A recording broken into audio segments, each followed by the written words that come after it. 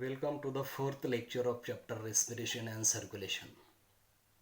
मित्रांनो, last video लेक्चरला आपण मेकॅनिझम ऑफ रेस्पिरेशन ह्या टॉपिकला सुरुवात केलेली होती. Mechanism of respiration includes 4 processes. First process is breathing, second process is external respiration, third process is internal respiration, and fourth process is cellular respiration. Of these 4 processes, we have already completed the explanation of first process, that is breathing. Now what is breathing? During breathing, oxygen is taken into the lungs and carbon dioxide and water vapor is expelled out of the lungs.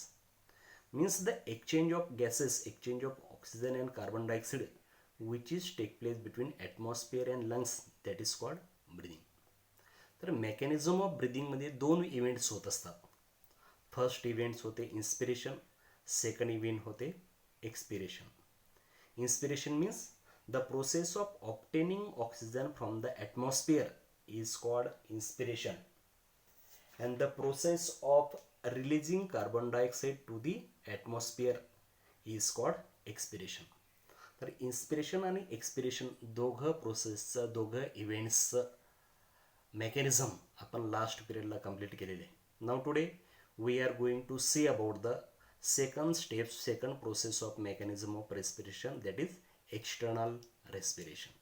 Okay, तर मित्रांनो, आजचा आपला एक्सप्लेनेशनसाठी topic आहे external respiration.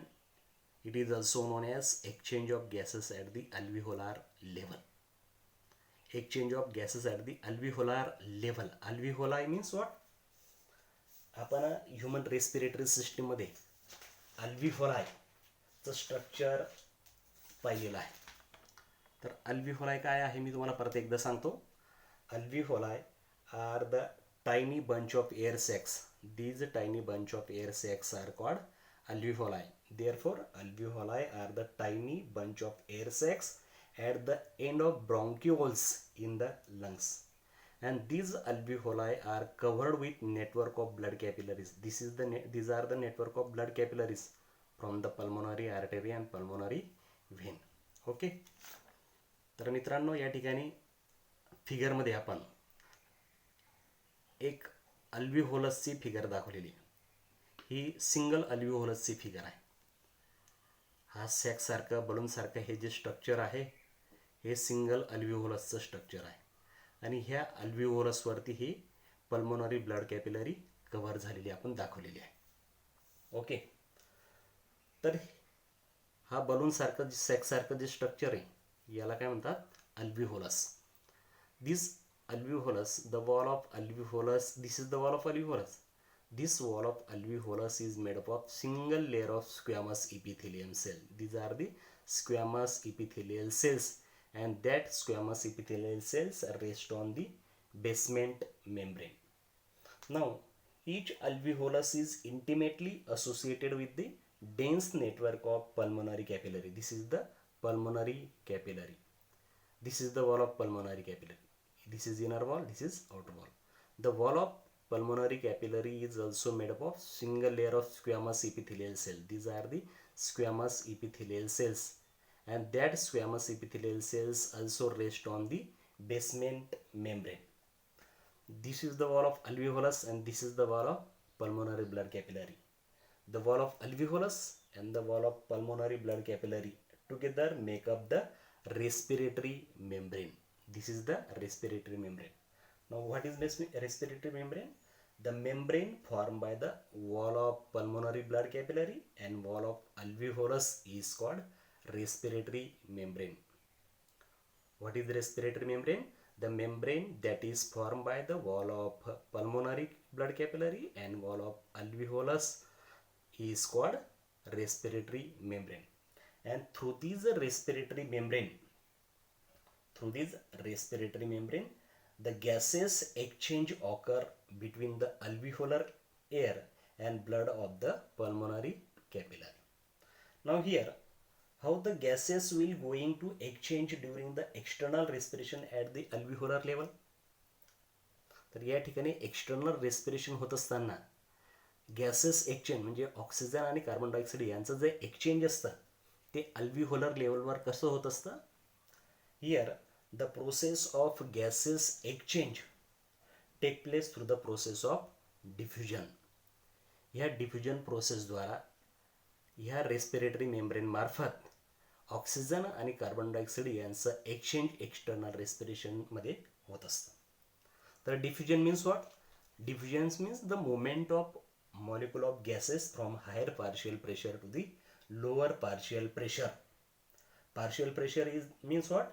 Partial pressure is the pressure or force exerted by the individual gas in a mixture of gases. Okay. If we talk about the carbon dioxide, तर बघा ही pulmonary blood capillary आहे. Pulmonary blood capillary इकडच्या साईडला pulmonary artery दाखवली आहे, इकडच्या साईडला pulmonary when दाखवली. पल्मोनरी आर्टरी जे असतं त्याच्यामध्ये डिऑक्सिजनेटेड ब्लड असतं, म्हणजे पल्मोनरी आर्टरीच्या ब्लडमध्ये कार्बन डायऑक्साईड असतो, आणि पल्मोनरी व्हेन जे असते that pulmonary when content oxygenated blood. Okay. Here the partial pressure of carbon dioxide in the pulmonary blood capillary.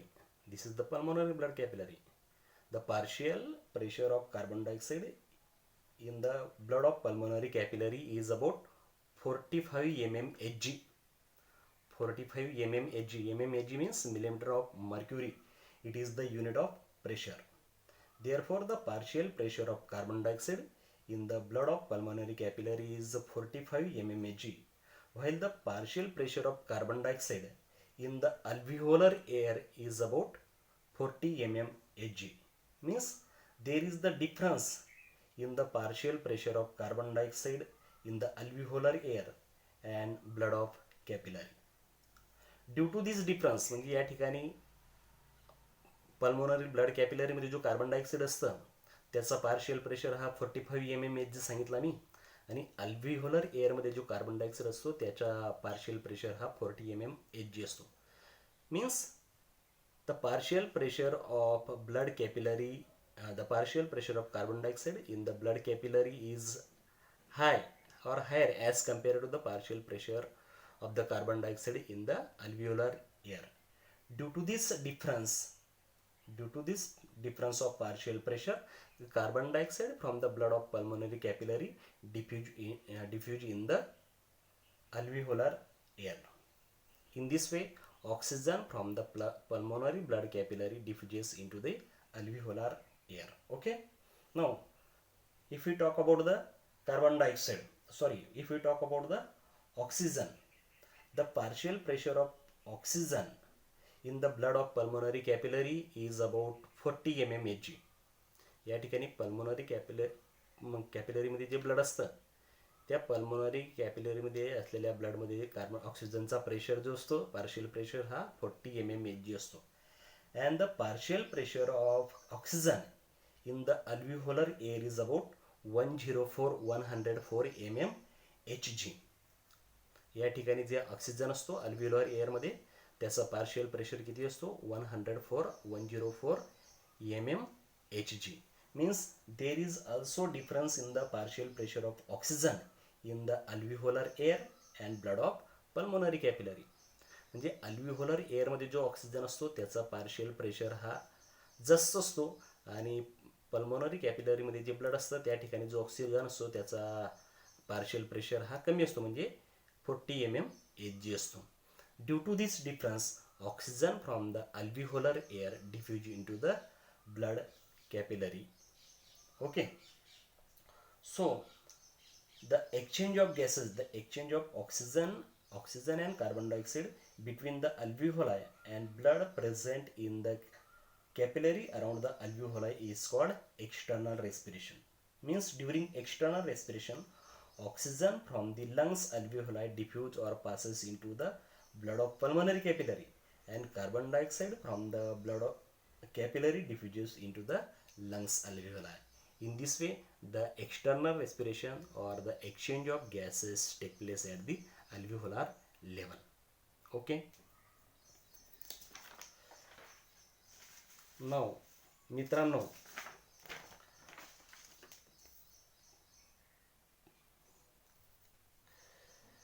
Now, in the external respiration, one more thing we have to cover about the respiratory volume or pulmonary volume or lungs volume and their capacities. तर external रेस्पिरेशनमध्ये pulmonary volume किंवा lungs volume किंवा respiratory volume आणि त्याच्या कॅपॅसिटीच्या काही टर्मिनॉलॉजीज आहेत, काही definitions आहेत, तेवढे आपल्याला समजून घ्यायचे. तर पहिली डेफिनेशन आहे, फर्स्ट डेफिनेशन आहे tidal volume. Now, what is tidal volume? Tidal volume means what? It is the volume of air inspired or expired during the normal breathing. It is the volume of air inspired or expired during the normal breathing. Means the exchange of gases which is done at rest is called tidal volume. म्हणजे normal breathing करताना ज्या व्हॉल्यूमची air आपण inspired करतो किंवा जी volume of air आपण expired करतो normal breathing करताना, त्या व्हॉल्यूमला म्हणतात टायडल व्हॉल्यूम. तर टायडल व्हॉल्यूमची व्हॅल्यू आहे, it is approximately about 500 ml. म्हणजे नॉर्मल ब्रिदिंग करताना आपण 500 ml एवढ्या व्हॉल्यूमची एअर इन्स्पायर्ड करतो आणि 500 ml एवढ्या व्हॉल्यूमची एअर आपण एक्सपायर्ड करतो नॉर्मल ब्रिदिंग करताना, त्याला म्हणतात tidal volume. Now, second volume is inspiratory reserve volume. The short form of inspiratory reserve volume is IRV. Inspiratory reserve volume means what? The maximum volume of air or extra volume of air that is inspired during forced breathing. The maximum volume of air or extra volume of air that is inspired during the forceful breathing in addition to tidal volume is called inspiratory reserve volume. The value of inspiratory reserve volume is about 2000 to 3000 ml. म्हणजे काय? तर forceful breathing करताना tidal व्हॉल्यूमच्या व्यतिरिक्त या 500 ml च्या व्यतिरिक्त जी एक्स्ट्रा व्हॉल्यूम किंवा मॅक्झिमम व्हॉल्यूमची एअर आपण इन्स्पायर्ड करतो त्याला म्हणतात इन्स्पायर्ड रिझर्व व्हॉल्यूम. पुढचं व्हॉल्यूम आहे, पुढची डेफिनेशन आहे expiratory reserve volume. Expiratory reserve व्हॉल्यूमचा शॉर्ट फॉर्म आहे ERV. ERV or expiratory reserve volume means what? The maximum volume of air or extra volume of air that is expired during the forced breathing is called expiratory reserve volume. म्हणजे forceful breathing केल्यानंतर ज्या maximum व्हॉल्यूमची air आपण expired करतो, त्याला म्हणतात expiratory reserve volume. The value of expiratory reserve volume is about 1000 to 1100 ml. Okay. The next volume is dead space. Dead space means what? The volume of air that is present in the respiratory tract. Respiratory tract means from nose to the terminal bronchioles. Therefore, the volume of air that is expired, that is present in the respiratory tract but not involved in the gases exchange is called dead space. Means what? म्हणजे काय? तर normal breathing करताना आपण 500 ml air inspired करतो किंवा 500 ml आपण काय करतो, एक्सपायर्ड करतो. या 500 ml च्या व्यतिरिक्त आपल्या रेस्पिरेटरी ट्रॅक्टमध्ये म्हणजे नोजपासून तर लंग्सपर्यंतचा जो रेस्पिरेटरी ट्रॅक्ट असतो, ह्या रेस्पिरेटरी ट्रॅक्टमध्ये अप्रॉक्सिमेटली 150 ml 150 ml एअर जी असते ती शिल्लक राहते, ती प्रेझेंट असते. आणि ही 150 ml जी एअर असते ती गॅसेस एक्सचेंजमध्ये इन्व्हॉल्व्ह होत नाही, त्याला म्हणतात डेड स्पेस. काय म्हणतात त्याला? Dead space. आणि डेड स्पेसची व्हॅल्यू किती आहे? 150 ml. The next volume is residual volume. The short form of residual volume is RV. Residual volume means what? The volume of air that remain in the lungs and dead space even after maximum expiration is called reserve volume. म्हणजे forceful breathing केल्यानंतर करताना maximum expiration केल्यानंतर आपल्या lungs आणि dead स्पेसमध्ये काही volume of air शिल्लक असते. केव्हा म्हणतोय मी? फोर्सफुल ब्रिदिंग करताना मॅक्झिमम एक्सपिरेशन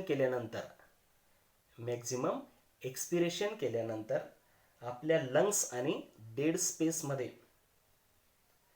काही व्हॉल्यूम ऑफ एअर शिल्लक राहते, त्याला म्हणतात रेसिड्युअल व्हॉल्यूम.